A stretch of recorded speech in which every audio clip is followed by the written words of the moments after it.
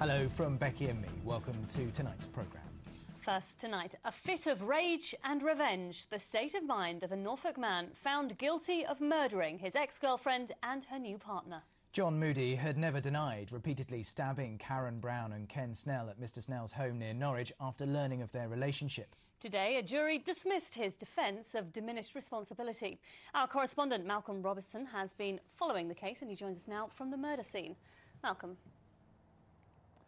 Yes, this is where those dreadful events took place in October last year. Now, we heard in court how this was a happy family home, how Ken Snell's family enjoyed so many happy memories here, but they were tarnished by John Moody's appalling crimes, and now the family regard this as a place of pain and horror. We also heard in court how Ken Snell and Karen Brown had enjoyed some happy times together, had found real happiness, only to find that was snatched away by an evil, jealous man.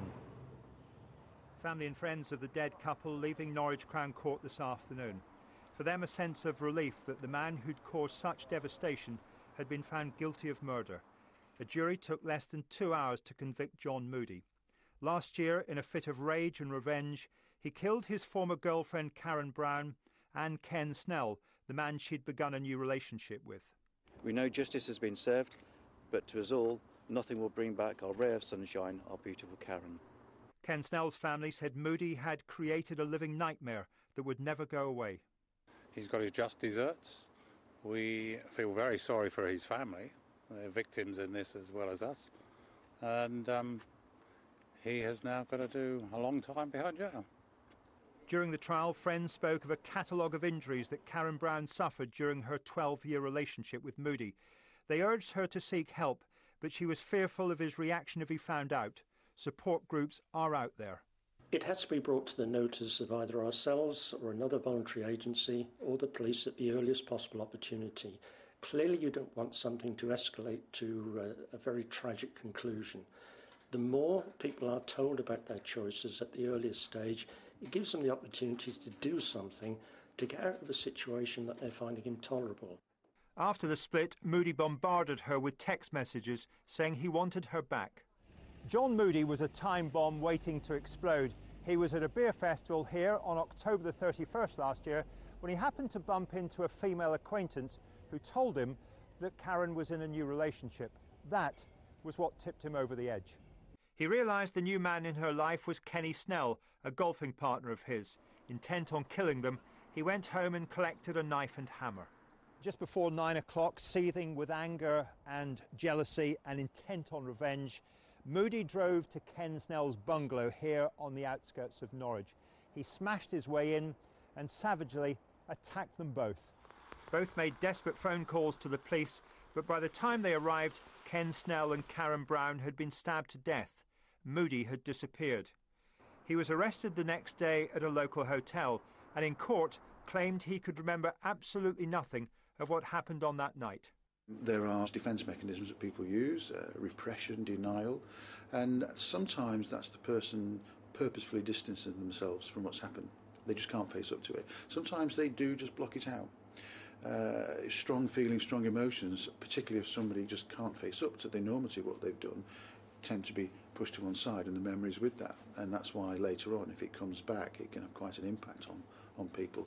John Moody had denied murder on the grounds of diminished responsibility, but the jury didn't believe him. He'll be sentenced tomorrow. And of course, murder carries a mandatory life sentence, and tomorrow the judge, Mr Justice Bean, will impose the minimum term that he says John Moody must serve before he's released from jail. Malcolm, what was Moody's reaction in court? Well, he showed absolutely no emotion at all when the guilty verdicts were announced, nor indeed when some very powerful and moving witness impact statements were read out on behalf of the family. Now, one came from Peter Brown, who was the father of Karen Brown, who said that in his opinion, John Moody should never, ever be released back into society. He described him as a dangerous, selfish man who's ruined lives. Karen, he said, was a shining light, a ray of sunshine. And the family was devastated that after years of torment, she should have discovered some happiness with Ken Snell, only to find that that was cruelly snatched away. Both lives were taken from them. Now, Mr. Snell's family described what happened as a nightmare. They say that Ken Snell was the most gentle, loving, adored person, and how cruel it was, how desperately cruel it was, that he never got to see his second grandson, who was born after he was killed. Malcolm, thank you. Next, a mother's horror as she saw her little girl fall from the steps of a Ryanair plane onto the tarmac below. 3-year-old Olga Smart was boarding a flight from Stansted when the accident happened. A report by the Air Accident Investigation Branch has criticised the airline, saying it hasn't done enough to prevent something similar happening again. Tom Barton reports. 4-year-old Olga Smart is a lucky girl.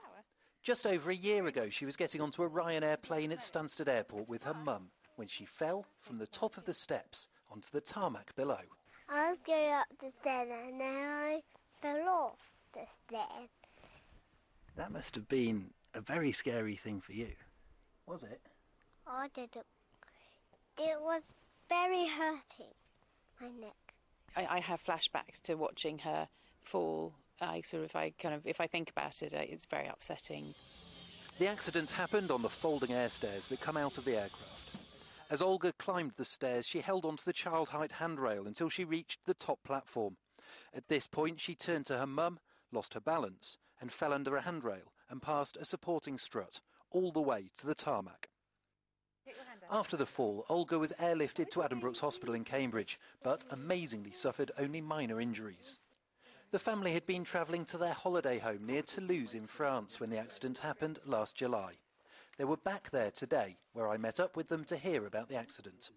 She was leaning on a handrail, a child-height handrail, all the way up the stairs, and at the top the handrail just stopped. The child-height handrail stopped shy of the actual plane, and she just tipped backwards into, off the stairs and fell with a crash on the tarmac 10 feet below.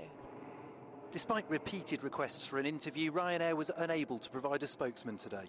In a statement, they said, new high-visibility tensor barriers and specific announcements to passengers travelling with young children on both boarding and disembarkation have been introduced in order to eliminate any recurrence of these extremely rare events. But today's report says there have been 3 similar incidents in other countries, and it concludes that Ryanair has not done enough. Their changes provide only a limited physical protection against falling. The report also urges Boeing to change the design of the air stairs.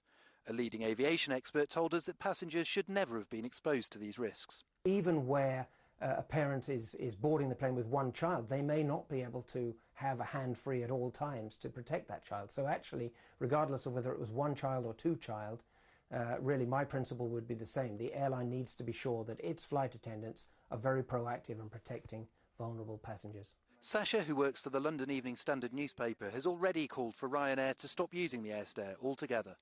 I think they should abandon using those stairs and use the stairs that airports provide, because they're clearly safer.